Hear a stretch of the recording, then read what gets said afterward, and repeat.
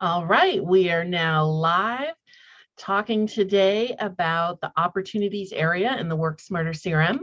Hi there, my name is Mary Sue Dayhill, founder of Work Smarter Digital, and wanted to talk about one of the most, I think, powerful features of the Work Smarter CRM, which is the opportunities and pipeline area. It can be used obviously for managing your sales in your business, but it can also be used for workflows, tracking, follow-up, all those kinds of things. It is similar in some ways to a Trello board. So let me start sharing my screen. All right, so we're in my demo account.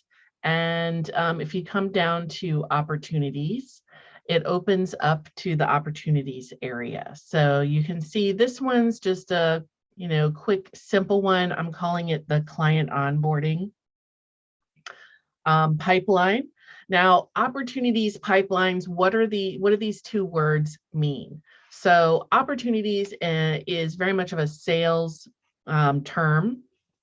And in sales, it means there's the opportunity to get a new client. So that's why it's called the opportunities area. And this is where you're doing whatever tracking. So again, we're going to think of opportunities a little broader than just sales and think of it as any kind of opportunity to further along a relationship with a prospect or client. So a pipeline are the actual stages within a workflow or a process. Probably process is easier to think of because this doesn't have to do anything with automation, but it's what are your steps in going from point A to point B. And I usually make my steps a little broader versus super minute, but depends on your preferences. So I'm going to click on the pipelines area because this is where you can actually define your pipeline. So let's look at the client onboarding just to look at it kind of from a higher perspective. So you'd give the pipeline a name, and then the stage is essentially like, the milestone that you've reached or something that you want to track as a kind of a stopping point. So for client onboarding in this simplistic example is they paid their deposit. So now we consider them officially a client. The second stage is called scheduled the strategy session. So in a client onboarding like this, we're just trying to track that they're kind of starting out with us as a business, following the best practices. Now, scheduling a strategy session or maybe scheduling a kickoff call is the best first step. And then you want to do a 3-month check-in if you have a year-long program with someone, just to touch base on how is the program going for them, and do they feel like they're getting what they need? Is there anything they feel they aren't getting? What kind of adjustments can you make so that their overall experience is great? So that's just one example. And it's if you wanted to add something else, like let's say add another stage, we're going to say 9-month check-in. It's as easy as that to add it in there. So I'm going to go ahead and click save, and then we'll click back on the opportunities. And you can see now I have this 9-month check-in. So now I have this pipeline and I want to add a contact to it. So I'm going to click new. You can add a brand new contact here if you want, or you can select. I think I have Oprah in here. Maybe I don't. I'm going to add Oprah Winfrey.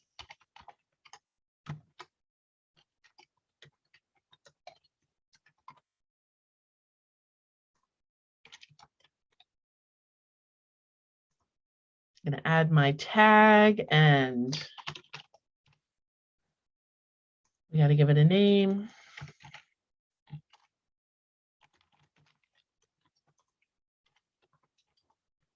So this top information is the contact information. And again, you can start with a brand new contact like I am.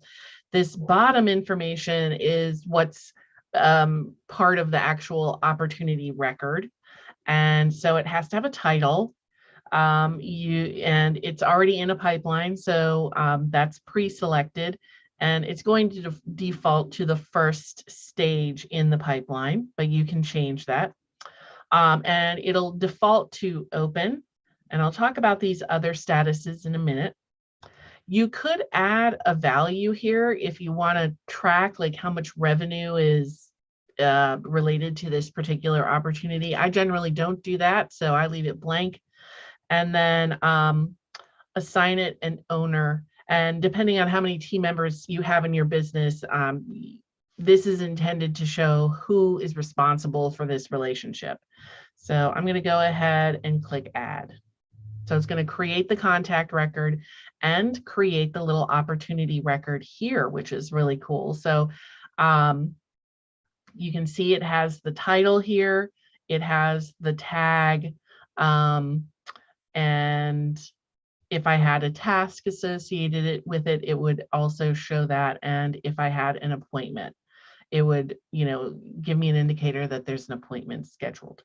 So what's cool is, so they paid their deposit. And if I want to keep track of where they are in the relationship with me, I can drag the opportunity card over to that stage. So let's say I add in another one. Okay, so, all right, we're going to say he's also paid. I'm going to add him.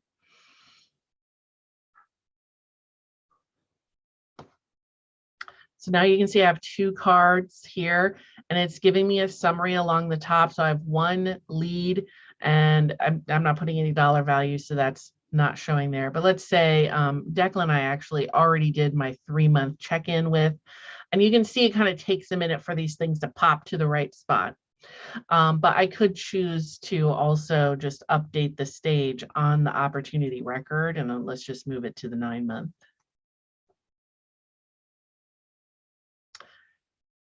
So very simple and very easy to be tracking any activity that you're taking with a relationship. Now, just to point out, if you click on the white part of the card, that opens up the opportunity. If you click on the name here of the opportunity, it actually opens up the contact record. So if you wanted to make any edits to the actual contact record itself, that's what you would do. What's cool about the opportunity record is that from here, you can also book an appointment if you wanted. You can add a task.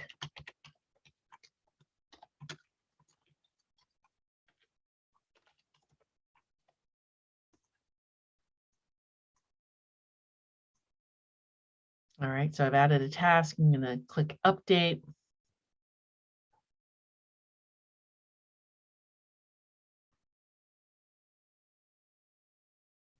Now, if I click on the opportunity again and I click on tasks, it's going to show me the task that is there, and I can add another one. I can also add notes. Had lunch.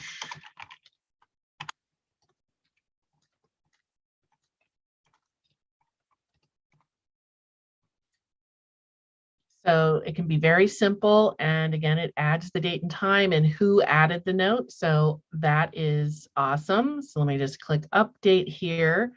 And now the task and the note is actually also recorded on the record, the contact record. So if I clicked on tasks, I would see my task here. And if I clicked on notes, it would also be here. So this information is really being stored on the contact record and not in some other record. So you're not going to be losing it or having to look in multiple places. So now let's say we've had, the 3-month check-in. I'm just going to move that over to the 3-month area. So very simple to actually use this. So let's create a new pipeline. And just thinking of what are some pipelines that clients have set up. So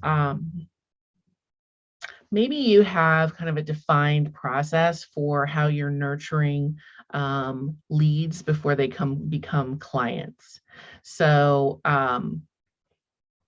Or sorry, let me think. I didn't have one in my head before I started this. Well, yes, I'm just going to say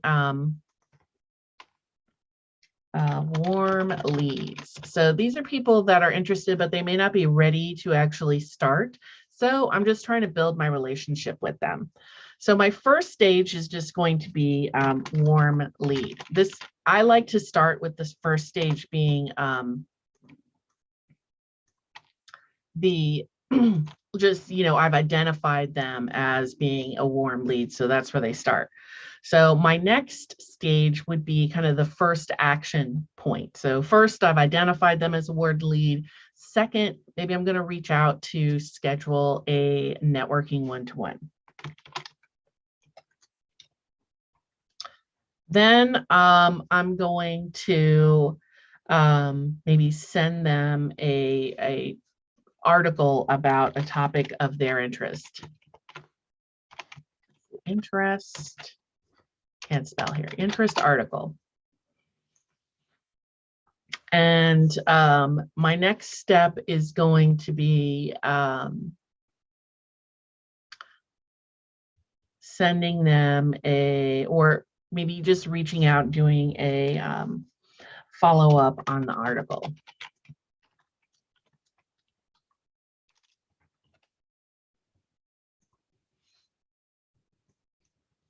And then at this point, maybe I will invite to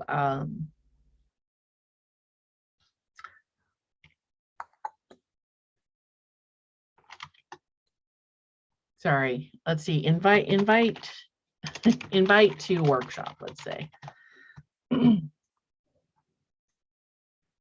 And next step might be schedule a discovery call. And I always like to put the endpoint as a stage as well. So we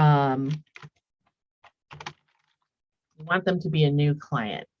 All right, so that makes sense. So I've identified them as a warm lead. You know what? I think I'm going to change the order of a couple of these things and maybe add something. I think I want the networking one-to-one to be a little later. And I don't really like the follow-up. So maybe my first action is just going to be reaching out, ask about CRM. Just to get their, do they have a CRM? Are they looking for one? That sort of thing. And then maybe schedule a one-to-one. And then following up with an interest article, invite them to a workshop to learn more, and then schedule a discovery call, new client. I think that makes a little bit more sense. So you can see how I was able to move the stages around using these arrows, and I can easily change the title. So I'm going to go ahead and click Save. So now I've built my pipeline. So if I click back on opportunities, up here on this drop down, I'm going to click on warm leads. All right, so this is great. So I now have a opportunities area. What I can do is actually add people in an automated way into the opportunities. So I'm going to just check everyone here. Well, other than my duplicate in people. Okay. And I'm going to click on this thing that looks like a little funnel. And I'm going to select my warm leads and add them to the warm leads stage. And if I don't do anything here, what it's going to do is it's just going to give it their first name, which is totally fine with me because I already know what pipeline they're in since they're in that pipeline. Very simple. And then it wants an action. Add people to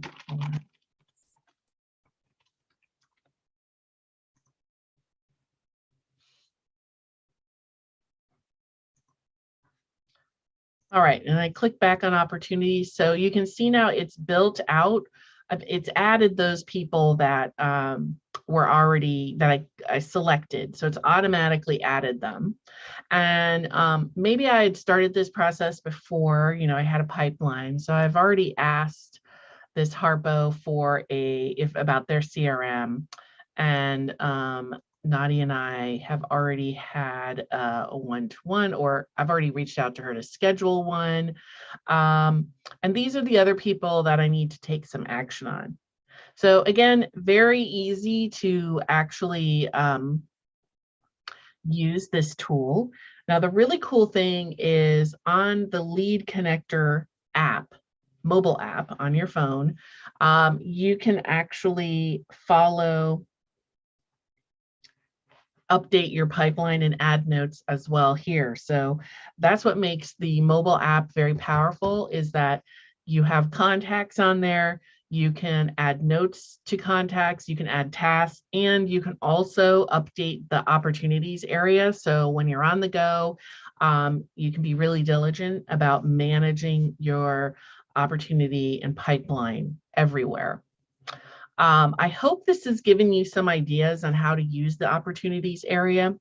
I guess something else I didn't mention here because it doesn't have it yet, but there is a select date and time here. So if your pipeline has been around for a while, it'll default to like the last 30 days.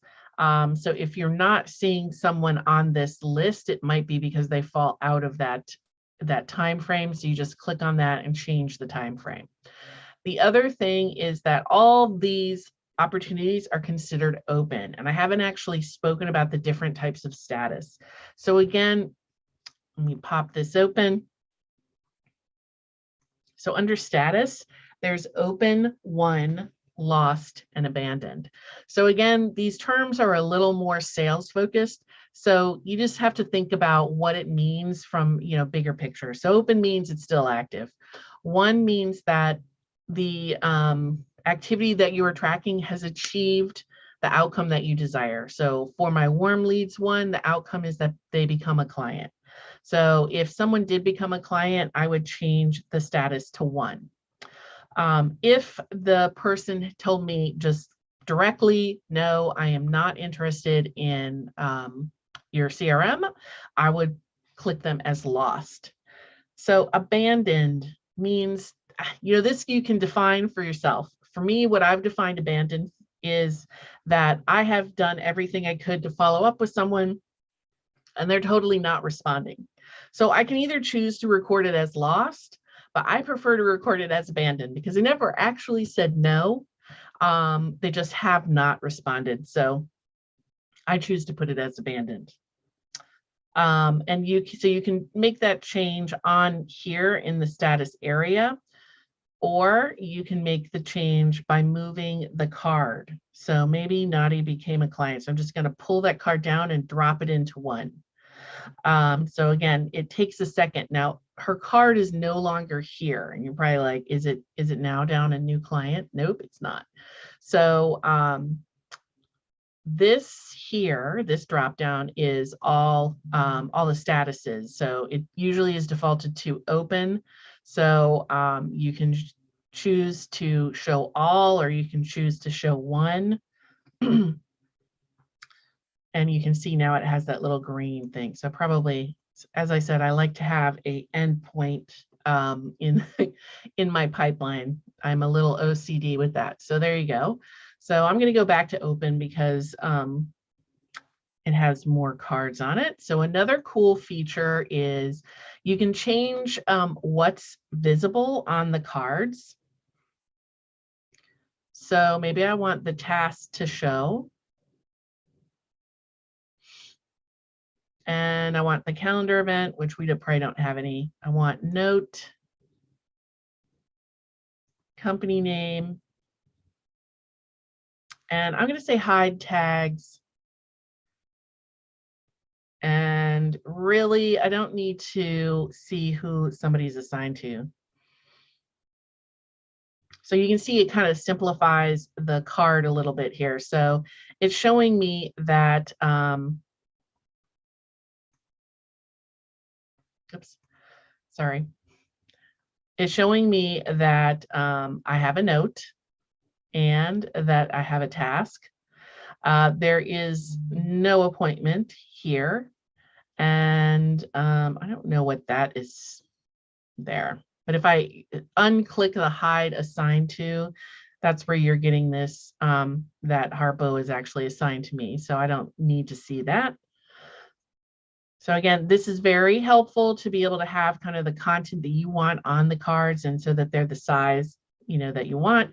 And then finally, you can actually export the pipeline as a spreadsheet, which I find super awesome. Like if you have a bunch of things in here and you want to maybe do some analysis, download the pipeline into a spreadsheet.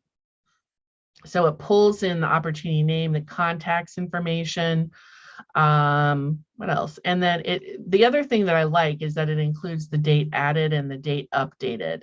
So that if you wanted to do some analysis on that kind of stuff, you totally could. So very helpful. And if you wanted to do a little more analysis on who's in what stage. Again, this one's really small, so it's not a big deal. But if you were someone that maybe kept your opens in the stage at which the person made a decision, that could be something that you could do some analysis on. That, once you have the one-to-one, most people actually sign up at that point. Or you could see if you do a workshop, most people are actually signing up after going to a workshop. They don't even need to have a discovery call. So it can give you some information about what actions people are taking and when.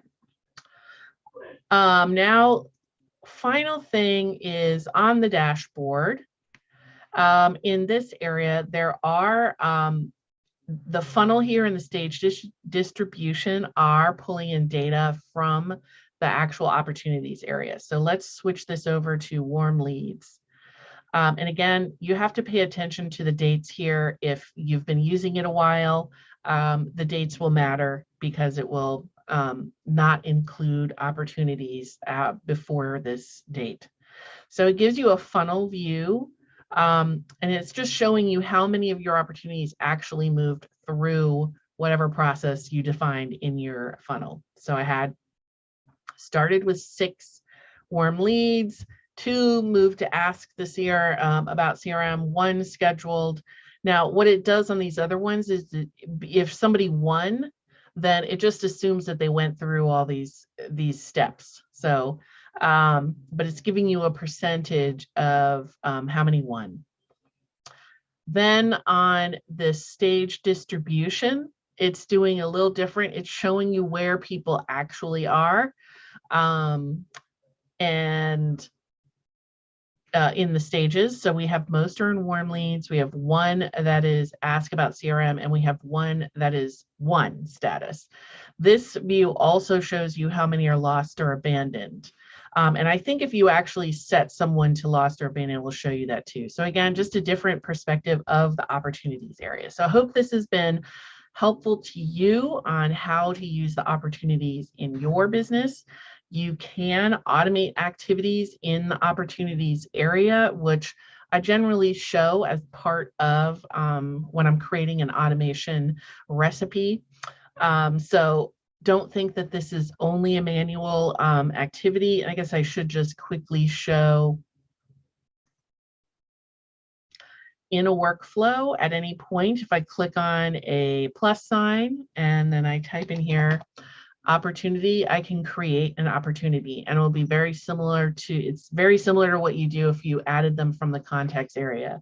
But in a workflow, they would get to this certain point and then it would create an opportunity. So you could be more specific on your opportunity source. So like in this example, it'd be a lead magnet. So, and you could create an opportunity based on any trigger or action in here. So it's kind of however you think about it. Usually what I try to do is to automate as much of the movement of the opportunity because I'm terrible at doing these things all by hand. But I have a lot of clients that actually really like the tactile activity of moving those cards and keeping track by hand, and others that do a hybrid model. So my recommendation to you is to think about like just one pipeline that is important for you to keep track of what's going on in that pipeline. And usually that's networking. It could be a prospect follow-up. It could be that warm leads, something that's really important to the sales and revenue of your business, because that is something that you'll pay attention to, and just start keeping track. To me, if you're not tracking something, you're not really doing, you're going to forget to do something. So tracking can be very helpful. So that is it. And have a great rest of your day. If you want to discuss opportunities, please schedule a support call. Happy to do that. But it is, hopefully this showing you this is really easy to do, and and so you should just jump in and try it. It's not going to hurt anything. And unless you put it into a workflow, it's not sending any messages, it's not taking any action. So I would say just jump in and start trying to use it, and make sure to download the mobile lead connector app so that you can use it on the go. Maybe that will help you be more successful with it. So have a great rest of your day, and we'll do another how-to